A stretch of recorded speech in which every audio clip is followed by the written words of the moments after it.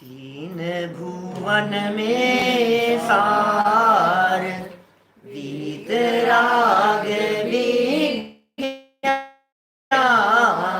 का, शिव स्वरूप शिवकार, नमहु त्रियोग सवारी के, नमहु त्रियोग सवारी के। इस भरत क्षेत्र और इस पंचम काल के महान समर्थ विद्वान दौलत राम जी द्वारा लिखित है 6 डाला नामक ग्रंथ है। छोटा समय सार गागर में सागर, एक एक छंद बहुत मार्मिक गहराई लिए हुए अंतर की गहराई में उतर जाएं, इतनी मार्मिक पंक्तियां हैं। संसार शरीर थी, इस जीव को विरक्ति हो जाए बस कैसे भी करके, वैराग्य हो जाए, संसार शरीर और भोगों के वास्तविक स्वरूप को जाने और वैराग्य न होवे, ऐसा होता नहीं है। और ये वैराग्य नहीं हो रहा है तो इसका सीधा सीधा सा अर्थ है कि तूने जगत के स्वरूप को देखा नहीं है। जगत का स्वरूप क्षणभंगुर है, नाशवान है। पहली अनित्य भावना में कही बात 2-3 मिनट के अंदर हम पुरानी भावनाओं को वापस दोहरा रहे हैं। कितना क्रमिक विकास एक एक भावना में दिखाई देता है। आप जिन संयोगों को बनाए रखना चाहते हैं वो बने नहीं रहेंगे, क्योंकि अनित्यता उनके स्वरूप में शामिल है।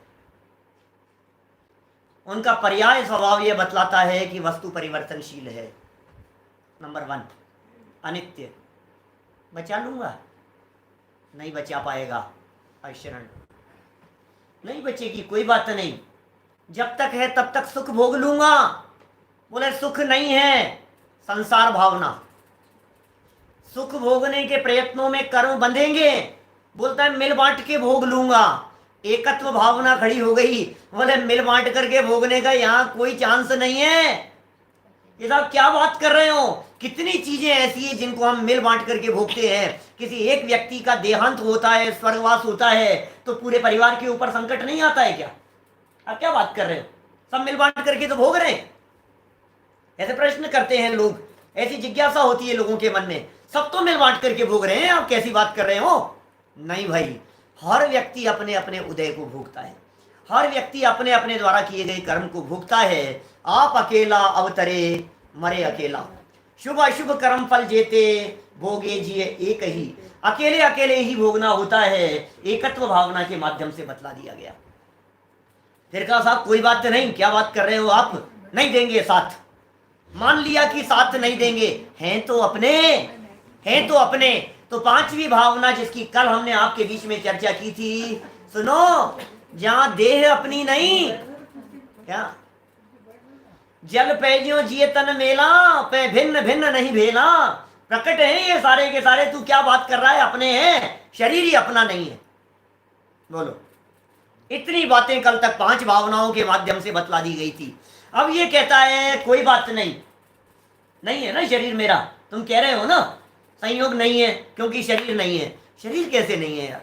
फिर कहते हैं मेंटेन करके चल रहा हूं, बचपन से लेकर आज तक इसको संभाला है मैंने, खिलाया है, पिलाया है, नहलाया धुलाया है, कितनी एक्सरसाइज करता हूँ, व्यायाम करता हूँ, कसरत करता हूँ, मेहनत करता हूँ, प्राणायाम करता हूँ, योगा करता हूँ, अनुलोम विलोम, कपालभाति और न मालूम क्या क्या सब कुछ करता रहता हूँ मैं। कभी भ्रामरी करता है, कभी ये करता है, कभी आसन लगाता है, तेल मालिश करता है, साबुन शैम्पू पाउडर क्रीम न मालूम क्या क्या ऊपर से लपेटता है। तो इतना संभाल करके चल रहा हूँ यार।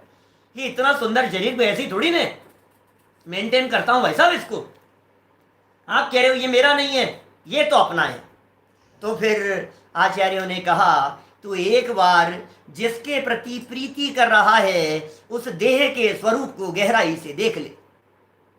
अशुचि भावना में, अशुचि भावना का जो प्रतिपाद्य आचार्यों ने प्रस्तुत किया है वो प्रतिपाद्य यह है कि यह देह अशुचि है।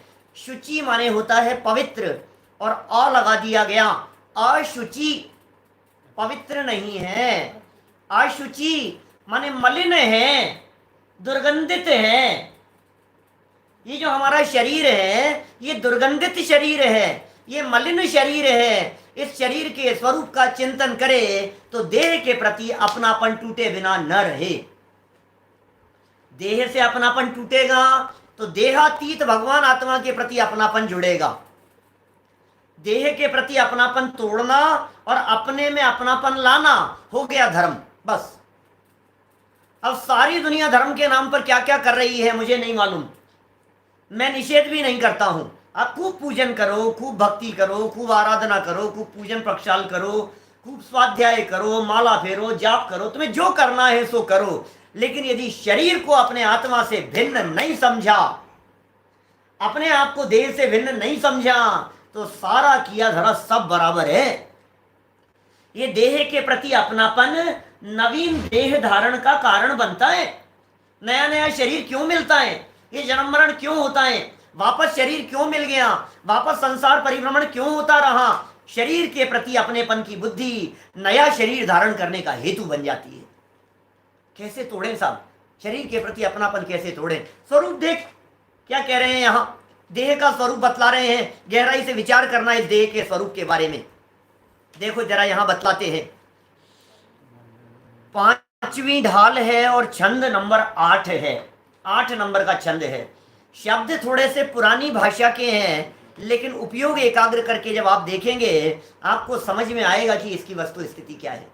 धीरे धीरे बोलना, सब मिलकर के बोल रहे हैं यहाँ हम। पल रुधिर राध मल थेली की कस वसादिते मैली, नव द्वार वहे गिनकारी, हस देह करे किम यारी। हो क्या कह रहे हैं भाई साहब? अस देह, ऐसी देह के प्रति करे किम यारी, तू क्या यारी करता है, तू क्या अपनापन करता है? कौन से देह के प्रति? अरे बहुत सुंदर दिखाई दे रहा हूं। अरे सुन, तेरी सुंदरता के स्वरूप को तो देख। इस सुंदरता को देखते देखते ही दिन ढल जाता है, देखते देखते ही चेहरा फीका पड़ जाता है, देखते देखते ही चेहरा काला पड़ जाता है, देखते देखते ही शरीर में झुर्रियां पड़ने लग जाती है, हाथ ऐसे हो जाते हैं वृद्धावस्था में, ऐसी ऐसी झुर्रियां दिखाई देती है। अपने शरीर को देख करके स्वयं ही घृणा करने लगता है। ये किस चीज से बना हुआ है? ये जो देह दिखाई दे रही है, यह किस चीज की थैली है? भरा क्या है इस देह में? देखो, पल रुधिर, पल माने क्या होता है? पल माने है मांस। पल शब्द का अर्थ है मांस। ये शरीर, शरीर में क्या भरा है? मांस भरा है। रुधिर, खून भरा हुआ है। पल, रुधिर और राध, राध माने होता है मवाद, पीप, पीप मवाद, ये भरी है शरीर में। पल, रुधिर, राध और मल, विष्टा, मल मूत्र सब भरे हैं शरीर के अंदर। इनकी थैली है ये शरीर।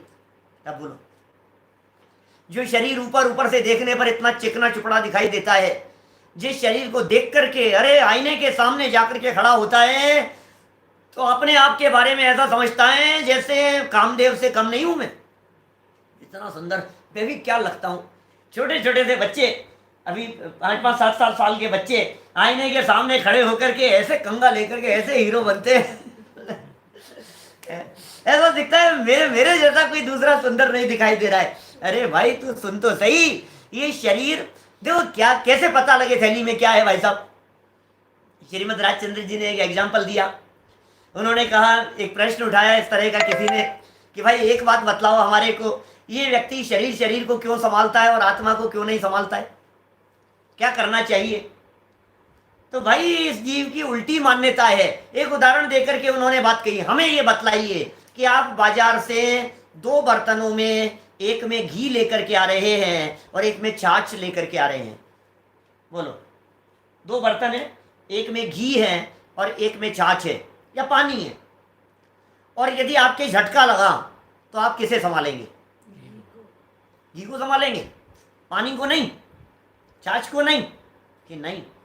तो भाई जब आपके किसी भी प्रकार का झटका लगता है तो आप देह को क्यों संभालते हो? ये देह छाछ के समान है और अंदर बैठा हुआ जो आत्म तत्व है वो आत्म तत्व मक्खन के समान है, वो आत्म तत्व घी के समान है, वो प्योर चीज है, वो आत्म तत्व, उसे संभालना चाहिए।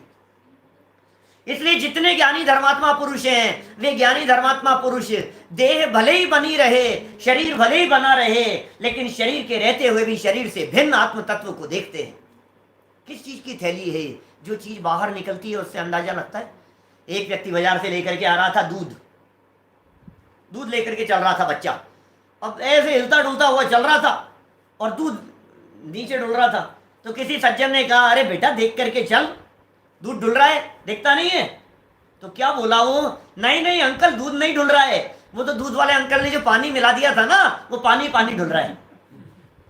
क्या डुल रहा होगा बेटा? पानी के दूध। बर्तन में जो चीज भरी होगी वही चीज डुलेगी।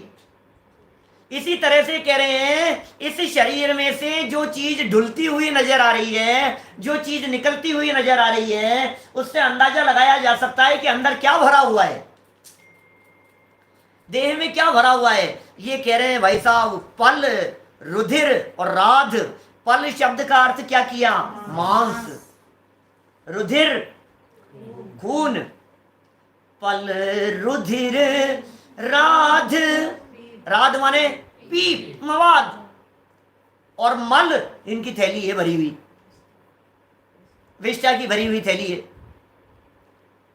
कीकस वसादिते मैली, और कीकस क्या होता है? हड्डियां, और वसा माने है चर्बी। कीकस वसादिते मैली, और क्या? ये किसकी तो थैली है और किन चीजों से मैली है? और नवद्वार भये घिनकारी, ओहो घृणा करने वाले। नवद्वार बहते हुए दिखाई देते, 9 द्वार इस देह से बह रहे हैं।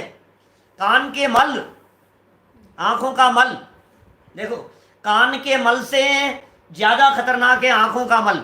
और ऐसे नीचे उतरते जाओ इंद्रियों वाइज, तो कान का मैल निकालो तो उससे ज्यादा खतरनाक है आंखों का, और आंखों से ज्यादा दुर्गंधित है नाक का, और नाक से नीचे उतरो तो मुंह से निकले हुए की क्या हालत होगी। दादा ने बहुत सुंदर लाइनें लिखी, इस देह के संयोग में जो वस्तु पल भर आएगी, वह भी मलिन मल मूत्रमय दुर्गंधमय हो जाएगी। अरे कितना अपवित्र, कितना अशुचि है देह दिखाई देता है, जिसके संयोग में पल भर के लिए भी कोई पर वस्तु आ जावे, मलिन हो जाती है, दुर्गंधित हो जाती है। शाम को क्रिकेट खेलते हो ना बेटा, और क्रिकेट खेल करके आने के बाद में बनियान उतारो, क्या उसे दोबारा पहन सकते हो? अभी पहन करके जाओ बाहर रोड पर, और घूम करके आने के बाद में उसे उतारो, उसे दोबारा नहीं पहन सकते हो। आधे घंटे बाद में दोबारा नहीं पहन सकते हो आप। बादाम का हलवा बनाओ, गुलाब जामुन बने हुए हो, रसगुल्ला हो, शानदार चीज हो, जैसे देखते ही मन ललचाता हो, और उसे मुंह में रखा हो, क्या, और मुंह में रख दिया, और मुंह में रखते ही एकदम ध्यान आया, अभी नहीं यार बाद में फुर्सत में खाऊंगा, क्या आप उसे निकाल करके रख सकते हैं फ्रिज में दोबारा खाने के लिए? यार कैसी चुगली बातें करते हो आप लोग, थोड़ा सा अच्छा बोला करो। ये तो मैं बात कह रहा हूं, पल भर के लिए इस शरीर के संयोग में आ गई है वो वस्तु, पल भर के लिए। यदि आधे 1 घंटे बाद में पेट में जाकर के दोबारा वॉमिटिंग होकर के निकले तो क्या हाल होगा बतलाओ, किसने की ये दुर्दशा उसकी। और यदि 6-8 घंटे बाद में सुबह निकले तो कितनी खराब चीज है। दुनिया में जितने अपवित्र पदार्थ दिखाई देते हैं, दुनिया में जितने दुर्गंधित पदार्थ दिखाई देते हैं, दुनिया में जितनी मलिनता और अशुचिता अपवित्रता दिखाई देती है, उन सब की जननी जनक यदि कोई है तो वो है ये शरीर। ऐसा लिखा है, यह शरीर तो मल बनाने की फैक्ट्री है। रॉ मटेरियल कुछ भी डालो, फिनिश गुड्स क्या निकलेगा? मल। ये जो बादाम का हलवा, गुरुदेव का एक दिन वाक्य बोला था, शायद मैंने यहाँ कहा था, मैंने कहा वो कहते हैं ये जो गुलाब जामुन दिखाई दे रहे हैं ना, ये जो बादाम का हलवा दिखाई दे रहा है, ज्ञानी जन ऐसा समझते हैं, उसकी तरफ आकर्षित नहीं होते हुए ऐसा समझते हैं, अरे रे क्या दम है इसमें, ये विष्टा की पूर्व पर्याय है। क्या ये विष्टा की पूर्व पर्याय है। इसकी पर्याय बदल करके ये जो बादाम का हलवा है, जो चमकदार दिखाई दे रहा है, ये इस रूप परिणमित हो जाएगा। ये देह इतनी अशुचि है, ये देह इतनी अपवित्र है, ये देह इतनी मलिन है। इस देह के संयोग में जो वस्तु पल भर आएगी, वह भी मलिन मल मूत्रमय दुर्गंधमय हो जाएगी। क्या हाल बतलाएं इस शरीर का। देख तू, तेरा अपनापन दिखाई दे रहा है, तू मोहित होता हुआ दिखाई दे रहा है इसके ऊपर। सुन, इस मोहित होने में कुछ दम नहीं है, इसकी सुंदरता में कुछ दम नहीं है। वर्क सोने का चढ़ा है गोबर की मिठाई पर। हालत ये है, गोबर की मिठाई हो, गोबर गोबर विष्टा मल मूत्र पॉटी, और उसके ऊपर वर्क चढ़ाओ गोल्ड का, सोने का। बताओ कितना अच्छा है वो। अंदर क्या भरा हुआ है, ऊपर से चमक सुंदरता दिखाई देने में क्या दम है। मैं आपको थोड़ा सा प्रैक्टिकल बताऊं ना, ये थोड़ा मक्खी के पंख बराबर भी अपनी चेहरा देखना पसंद नहीं करे, अपनी शक्ल देखना पसंद नहीं करे। ये जो चलते रहते हैं ना, किसी के ऊपर एसिड डाल दिया, किसी के ऊपर कुछ कर दिया, तो ये क्या क्या निकला है। ये एसिड का है क्या? एसिड का नहीं है, चक्कर तो ये अंदर ही ये चीज भरी हुई है। अंदर की मलिनता देह की इतनी है कि पूरा का पूरा हड्डियों का खून, मांस, मज्जा, पीप, मवाद, मल, ये सब चीजें भरी हुई है शरीर के अंदर। ऊपर ऊपर से चमकदार दिखाई दे रही है। सोचो वो जो उन्होंने लिखा है, बूदरदाल जी की लाइनें क्या है, जरा बोलो बूदरदाल जी की लाइनें, बोलो क्या है। दिपे चाम चादर मड़ी, सबको याद है ना ये भावनाएं, तो बच्चों को याद है। दिपे चाम चादर मड़ी, हाड़ पिंजरा दे, भीतर आसम जगत में और नाही गिन गे, और नाही गिन गे। क्या कह रहे हैं? दिपे अर्थ मालूम है? कभी इसका अर्थ सुना है कि इसका क्या है? दिपे माने दैदीप्यमान हो रही है। दीपेश जी, दिपे दैदीप्यमान दिखाई दे रही है, ये चमकदार दिखाई दे रही है, सुंदर देह। दिपे चाम चादर मड़ी, चादर ऊपर से ओढ़ रखी है, ऊपर ऊपर चमकदार चादर बिछाई हुई है। क्या ये जो सुंदर बॉडी दिखाई दे रही है, ये जो अच्छी स्किन दिखाई दे रही है आपको, ये स्किन की चादर ऊपर से बिछी हुई है, दैदीप्यमान है, चमकदार है, थोड़ी सी शाइनिंग। अरे यार क्या तेज है आपके चेहरे पर, कि चेहरे के तेज में कुछ दम नहीं है। दिमाग कितना तेज है, बुद्धि है या नहीं है, क्षयोक्षम है या नहीं है, और बुद्धि और क्षयोक्षम भी हो, भेद विज्ञान है या नहीं है, ये बता। समझ में आ रही है बात? दिपे चाम चादर मड़ी, हाड़ पिंजरा हड्डियों और नसों का पिंजर दिखाई देता है, जिस कंकाल को देखते ही आप डर जाते हैं। ये कंकाल क्या है भाई साहब? यही तो है हड्डियों का ढांचा, और क्या है? ये जबड़ा क्या है? ये हड्डियां हैं सारी, पूरा का पूरा नीचे से ऊपर तक हड्डियों का ढांचा है। दिपे चाम चादर मड़ी, हाड़ पिंजरा देह, और भीतर की क्या कहें आपसे, भीतर या सम जगत में, भीतर या सम, भीतर में जो कुछ भी है इसके समान इस जगत में और ना ही। घिन गेह, घिन गेह घृणा करने वाला पदार्थ, गेह माने पदार्थ, घिन माने घृणा करने वाला। इस पूरे जगत में इस शरीर जैसा घृणा करने वाला कोई पदार्थ नहीं दिखेगा। देखो सारे भोगों की जननी दिखाई देती है ये देह, और क्या है?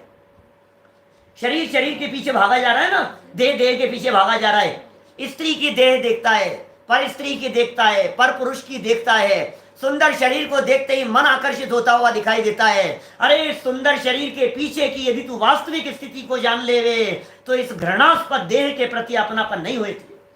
अपने देह के प्रति अपनापन अनादिकालीन मिथ्यात्व है, और दूसरों के देह के प्रति अपनापन होता हुआ दिखाई देता है। सुंदर शरीर देखते ही मन आकर्षित होता हुआ दिखाई देता है। इस देह की सुंदरता में कुछ दम नहीं है। और राजा का एक उदाहरण मिलता है पुराणों में इस तरह का। राजा एक वो सेठानी के ऊपर मोहित हो गया। राजा एक सेठानी के ऊपर मोहित हो गया, तो फिर उसने क्या किया, सेठ जी को आदेश दिया कि आप काम से बाहर भेज दिया। काम से बाहर भेज दिया और ये आ गया सेठानी के पास में। सेठानी तो समझ गई कि भाई इसके तो नियत में खोट है। वो सती थी, पवित्र मन वाली थी। वो बोले मेरे इस शरीर को देख करके इस राजा का मन खराब हो गया है, अब ये राजा को समझाना बड़ा मुश्किल काम है, ये तो मानेगा नहीं, इसको कैसे मना किया जाए, इसे कैसे समझाया जाए। तो रानी ने उस राजा को ये कहा 7 दिन बाद में आना महाराज। सेठानी ने, रानी ने, सेठानी ने, सेठ जी तो 15-20 दिन के लिए भेज दिया राजा ने। और ये बात समझ में आ गई राजा की। तो सेठानी ने राजा को कहा कि महाराज निवेदन है मेरा, प्लीज 7 दिन बाद में आओ। 7 दिन के लिए राजा कोई बात नहीं, ठीक है 7 दिन बाद में आ जाएंगे, क्या हो गया। और 7 दिन तक उस सेठानी ने क्या किया, कुछ ऐसी दवाई, कुछ ऐसी औषधि का जुलाब है, आयुर्वेद में कहते हैं जुलाब, और जुलाब का सेवन किया, जिससे क्या हुआ, दस्त लग गए, जमाल घोटा जैसा ऐसा कोई। और खाया पिया कुछ नहीं, और वही सेवन किया, सारा शरीर ऐसा 5-7 दिन के अंदर तो अरे ऐसा शिथिल हो गई, और सारा मल गंदगी सारी सब इकट्ठी कर दी, मटकी में इकट्ठी कर दी, मटकी में भर दी।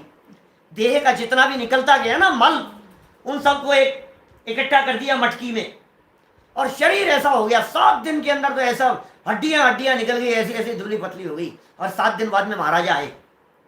जब राजा दरवाजे पर आए थे, दरवाजे पर खड़ी हो गई, और राजा ने बाहर दरवाजे से पूछा उससे कि सेठानी जी कहाँ है। बोले मैं ही हूं सेठानी। बोले तुम सेठानी हो, तो बहुत सुंदर थी, 7 दिन में क्या हो गया। तो फिर सेठानी जी ने कहा कि भाई मेरी जितनी भी सुंदरता थी, ये सारी की सारी सुंदरता निकाल करके इस घड़े में भर दी। राजा ने घड़े के पास जाकर के देखा तो क्या दिखाई दिया, बोलो क्या दिखाई देगा, दुर्गंध, मल, गंदगी, अपवित्रता। बोले ये शरीर में से सब निकल करके इसमें भरी है। भाई साहब ये स्थिति है क्या, राजा को वैराग्य हो गया ये देख करके।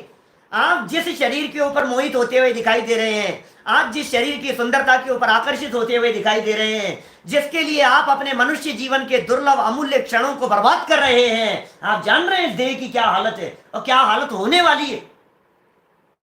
अर्धमृतक संबूढ़ापन हो, ऐसा हाड़ पिंजरा, ऐसी हालत हो जाएगी, उठते बैठते भगवान याद आएंगे आपको, आंखें धस जाएगी, गाल ऐसे पिचक जाएंगे, उंगलियां धुएगी, जवान खाते पीते हुए ऐसे लार टपकेगी, हड्डियां निकल जाएगी, जीर्ण शीर्ण शरीर हो जाएगा। ये सब दिख रहा है आपको, बोलो।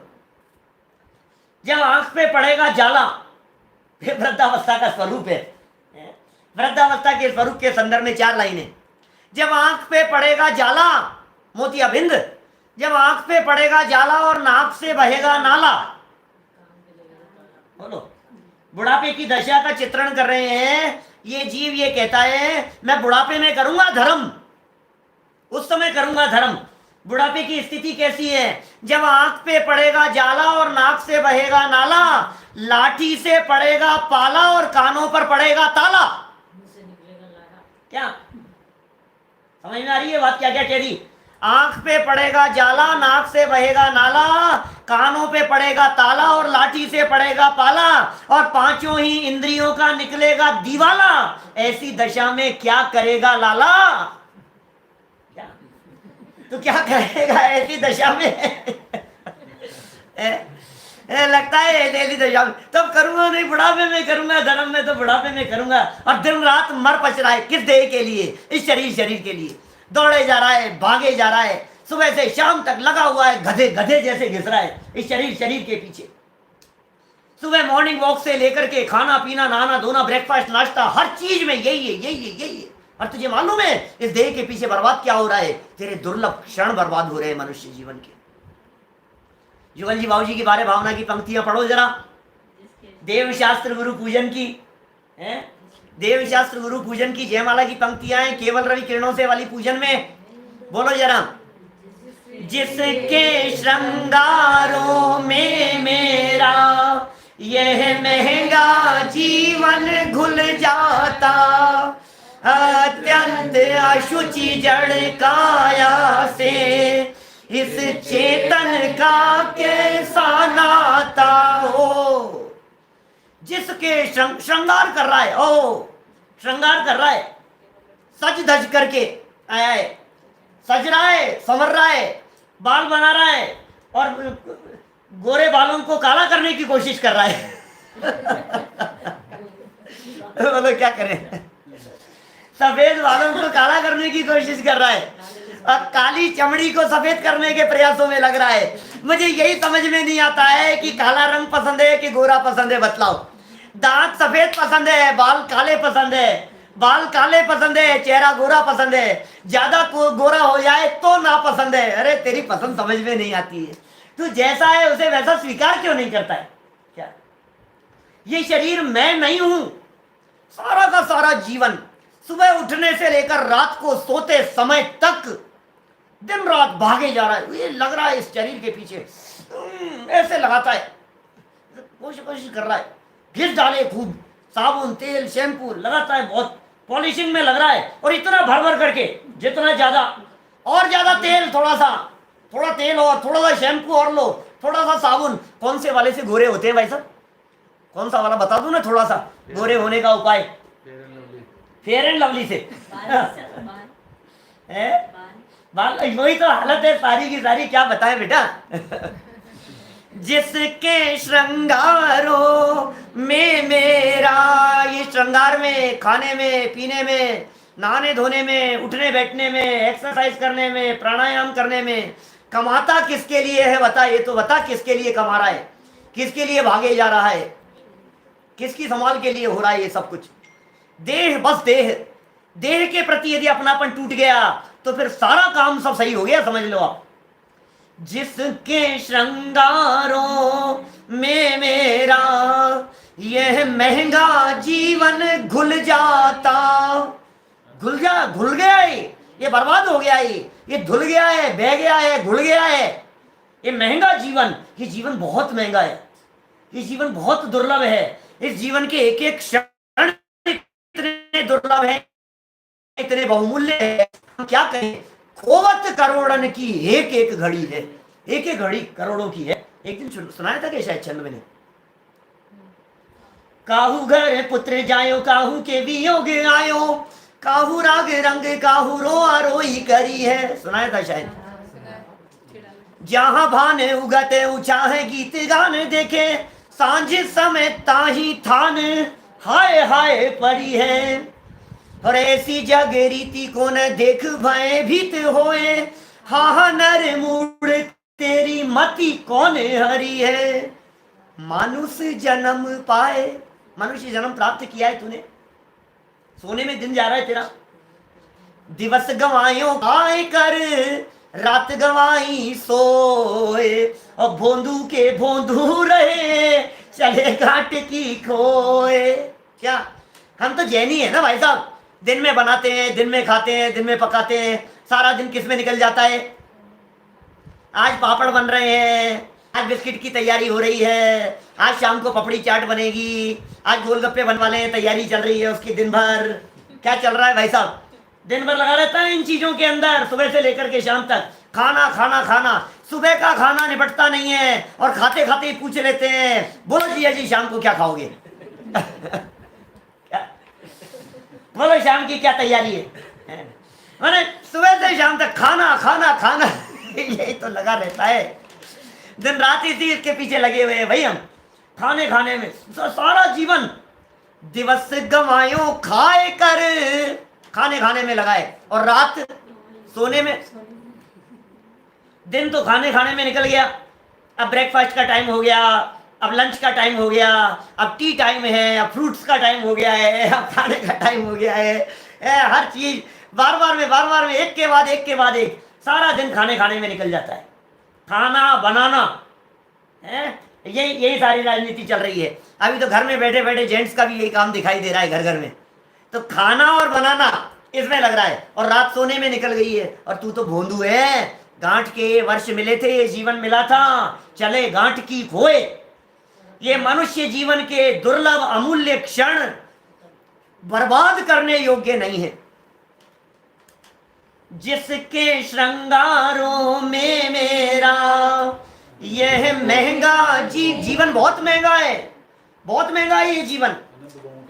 क्या अनगिनती जन्मों का पुण्य एकत्रित हुआ था, तब जाकर के मनुष्य देह की प्राप्ति हुई थी। अभी मैं मनुष्य जन्म की दुर्लभता के ऊपर नहीं बोलने वाला हूं। कई व्याख्यान है मेरे यूट्यूब पर, कई जगह के व्याख्यान है, नैरोबी के, सिंगापुर के और अलग अलग जगह के, आप देखना तलाशना। मैंने बहुत बातें की है। क्या कहा है? ढलता सूरज संध्या समय का मानव से कह गया। ढलता सूरज संध्या समय का मानव से कह गया। क्या कह गया? पुण्य तेरा, पुण्य तेरा नर जन्म के संग बह गया। ढलता सूरज संध्या समय का मानव से कह गया। देह के पीछे पड़ा रे, के पीछे पड़ा हुआ है ना। क्या मैंने बीच के एक चंद छोड़ दिए, चर्चा नहीं कर रहा हूं क्योंकि यहां अशुचि भावना की चर्चा चल रही है। देह के पीछे पड़ा रे, कब तक संग रहे, कब तक संग रहे। मिट्टी में आखिर मिलेगी, विपत्ति अब क्यों सहे, विपत्ति अब क्यों सहे। समझ में आ रहा है ना? अर्थ करने की जरूरत नहीं है। देह के पीछे पड़ा हुआ है, ये कब तक संग रहेगी, मिट्टी में मिलेगी, काहे को इसके पीछे विपत्ति भोग रहा है। शरीर के पीछे क्यों तकलीफ भोग रहा है तू? होने दे शरीर का परिणमन शरीर में। मैं शरीर से भिन्न एक चैतन्य तत्व हूं, तू उसका विचार क्यों नहीं करता है? अपने आत्म तत्व की अनुभूति का प्रयास क्यों नहीं करता है? अपने आप को देह से भिन्न देखने का प्रयास कर, वेद विज्ञान का अभ्यास कर। तो क्या कह दिया? देह के पीछे पड़ा रे, कब तक संग रहे, कब तक संग रहे। मिट्टी में आखिर मिलेगी, विपत्ति अब क्यों सहे, विपत्ति अब क्यों सहे। तो फिर क्या करें महाराज, आप ही बता दो। आत्मा की, आत्मा की महिमा सुनकर दंग रह गया। ढलता सूरज संध्या समय का मानव से कह गया। पुण्य तेरा नर जन्म के संग बह गया। ढलता सूरज संध्या समय का मानव से कह गया। अरे भाई, इस देह के पीछे पीछे पड़े रहने में कुछ दम नहीं है। मोक्ष पथ में कदम रख ले भाई साहब, ये शिक्षा है। ये देह से दृष्टि हटाकर, क्योंकि ये देह मलिन है, अशुचि है, अपवित्र है। नौ द्वार घृणा करने वाले इसमें से बहते हुए नजर आ रहे हैं। आंख, नाक, कान, मुंह, मल मूत्र, ये सब मल मूत्र। 2 दरवाजे नीचे, एक ये 3, 2 5 और 2 7 और 2 9, 9 दरवाजे दिख गए आपको?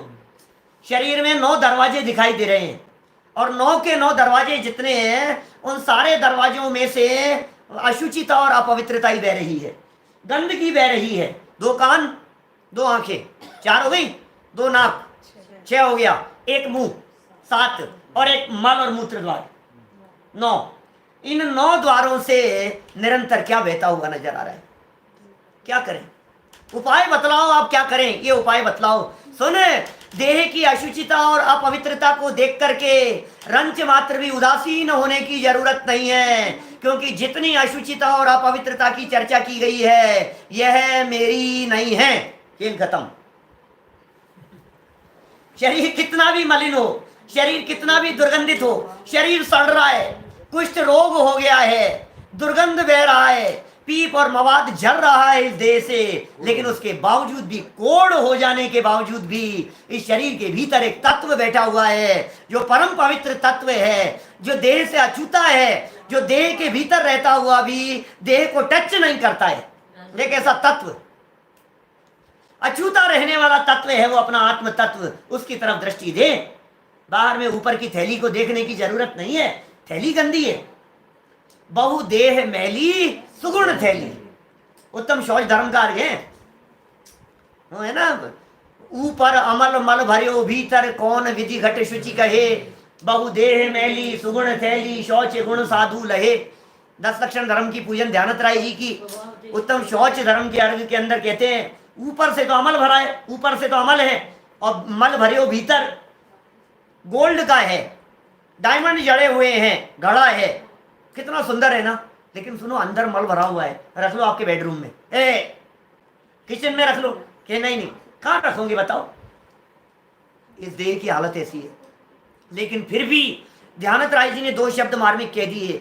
क्या मार्मिक शब्द कह दिए कि सुन, कितना भी अपवित्र देह क्यों नहीं हो, लेकिन देह के भीतर रहता हुआ जो आत्म तत्व है वो आत्म तत्व अपवित्र नहीं होता, क्योंकि वो अस्पर्श स्वभावी है। आत्मा स्पर्श नहीं करता, आत्मा टच नहीं करता है। हमारा जीव तत्व, चैतन्य तत्व इस बॉडी में रहता हुआ भी इस बॉडी को छूता नहीं है।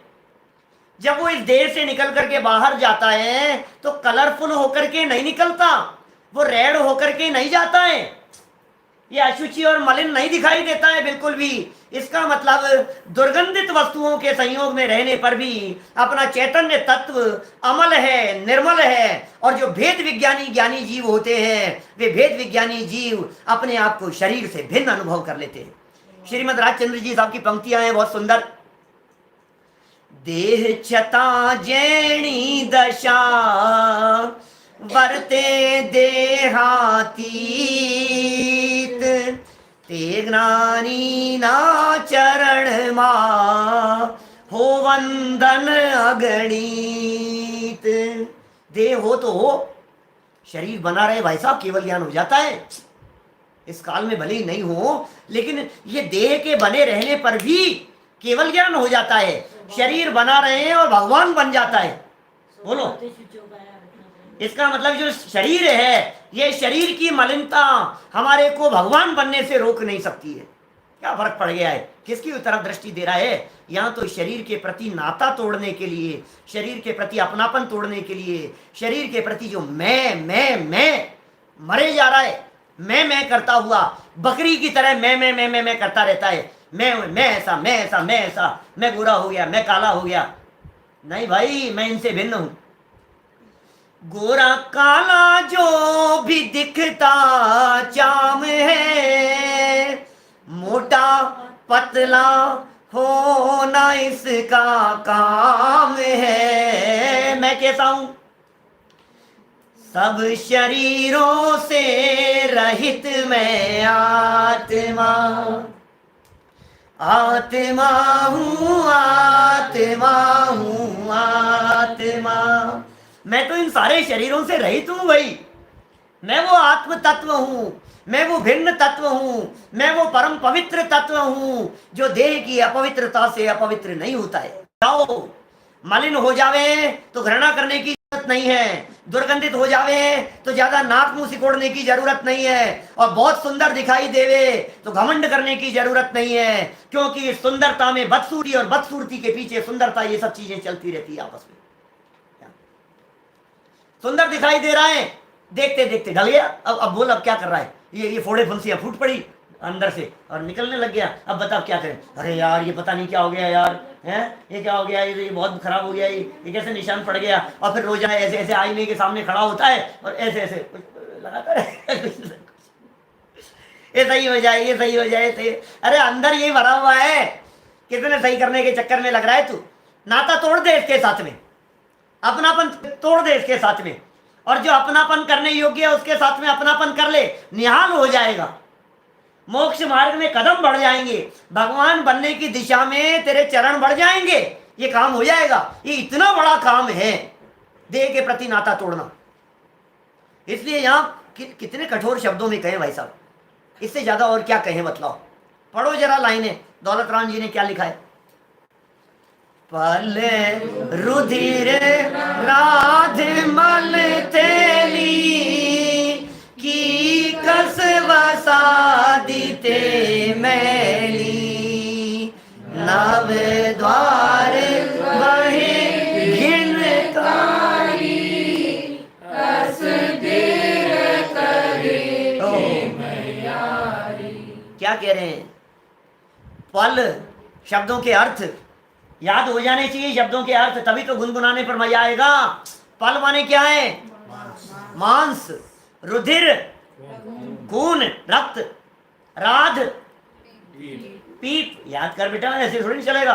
पल माने मांस, रुधिर माने खून, राध माने पीप, पीप मवाद भरी है अंदर में, मवाद। अरे मवाद निकली है यहाँ से, तो कहाँ से निकली है?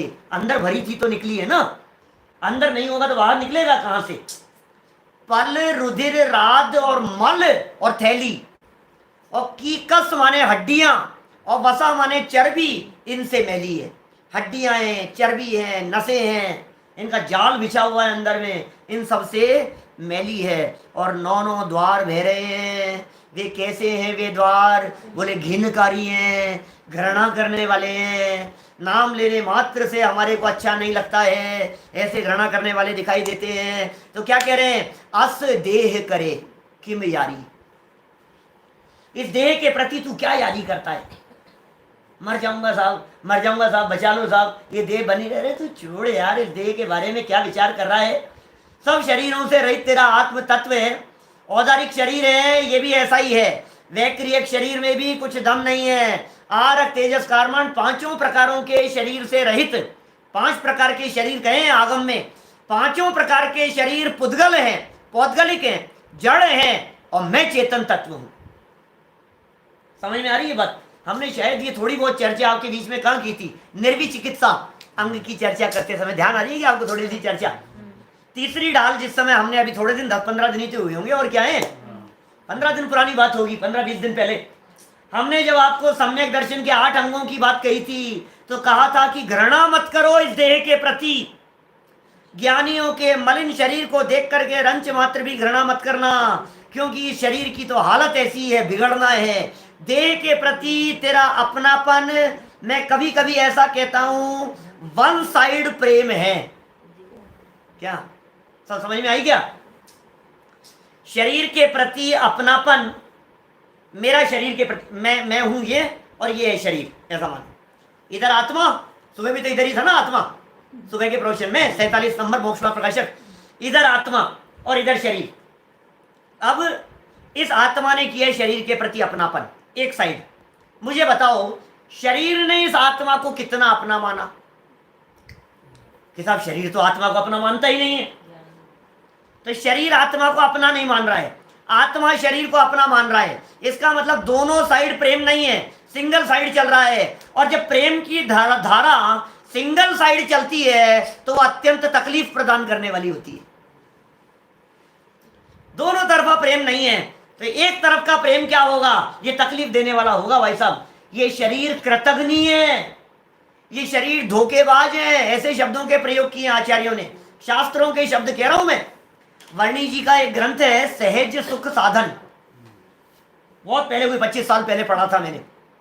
सहज सुख साधन नाम का एक जिनेंद्र जी वर्णी जी का ग्रंथ है, पुस्तक है, बहुत प्रसिद्ध है। उस सहज सुख साधन नहीं, सहज सुख साधन शीतल प्रसाद जी का है, ब्रह्मचारी शीतल प्रसाद जी का है सहज सुख साधन। तो उसमें उन्होंने शायद 5वां चैप्टर है उसका, और उसमें बहुत विस्तार से इनकी चर्चा की है।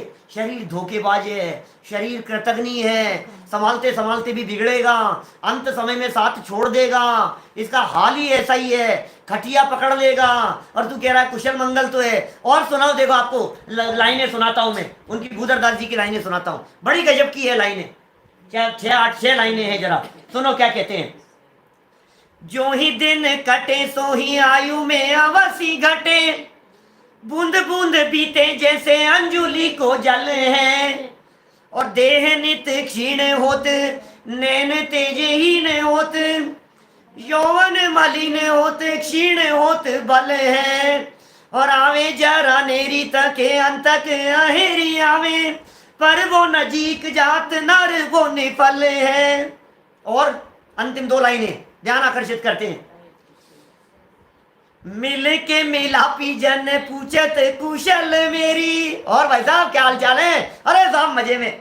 तो पता है क्या कह रहे हैं उदयदास जी, क्या कह रहे हैं, मिल के मिलापी जन पूछत कुशल मेरी, ऐसी दशा माहे मित्र काहे की कुशल।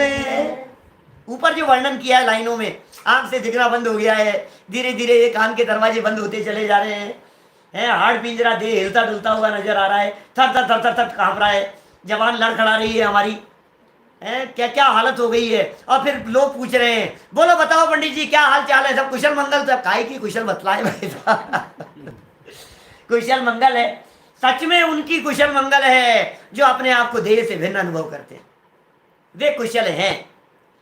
क्योंकि यहाँ कुशलता की गारंटी संसार दशा में तो उन्हीं जीवों के साथ में है जो अपने आप को शरीर से भिन्न देखते हैं, देह की अशुचिता से भिन्न देख रहे हैं, अपने परम पवित्र स्वभाव को देख रहे हैं, अपने उस त्रिकाली ध्रुव, उस चैतन्य तत्व, वो देह देवल में विराजमान देह से भिन्न भगवान आत्मा को देख रहे हैं, अपना ज्ञायक स्वरूप, परम पवित्र परम पारिणामिक भाव स्वरूप। ऐसे ऐसे ज्ञायक भगवान आत्मा को देखो, आनंद की मस्ती में झूमो भाई साहब, वो आनंद है।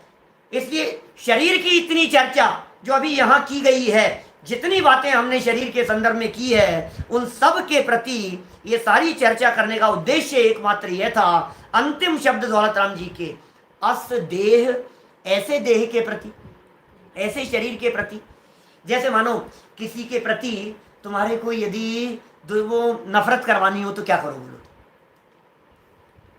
आपको अपने दोस्त के साथ, दोस्त की बेटा जो है गलत संगति में पड़ा हुआ है, तुम्हें उससे नफरत करानी है, तुम क्या करोगे, उसकी कमियां बतलाओगे, उसके दोष बतलाओगे, तब जाकर के उसके प्रति अपनापन तोड़ेगा उसके प्रति। ऐसे ही कह रहे हैं, शरीर का असली स्वरूप देख ले तू, इस देह का वास्तविक स्वरूप क्या है। जब तू इस देह के वास्तविक स्वरूप को देख लेगा तो शरीर के प्रति तेरा अपनापन टूटे बिना नहीं रहेगा। लेकिन एक बात ध्यान रखना, शरीर की इस अशुचिता और अपवित्रता की चर्चा को सुनकर आंसू बहाने की जरूरत नहीं है, रोने की जरूरत नहीं है। यदि तुझे ये मलिनता देख करके रोना आ रहा है तो तेरा चिंतन बराबर नहीं है। इस अशुचि भावना के चिंतन से तो वैराग्य उत्पन्न होना चाहिए, समता भाव जागृत होना चाहिए, शांति मिलनी चाहिए, सहजता आनी चाहिए और अतीन्द्रिय आनंद रस का संचार होना चाहिए।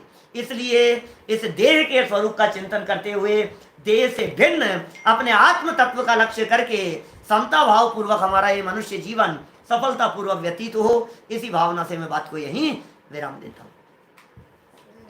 सहजानंदी शुद्ध स्वरूपी अविनाशी हूँ आत्म स्वरूप, सहजानंदी शुद्ध स्वरूपी अविनाशी हूँ आत्म स्वरूप, सहजानंदी शुद्ध स्वरूपी अविनाशी हूँ आत्म स्वरूप।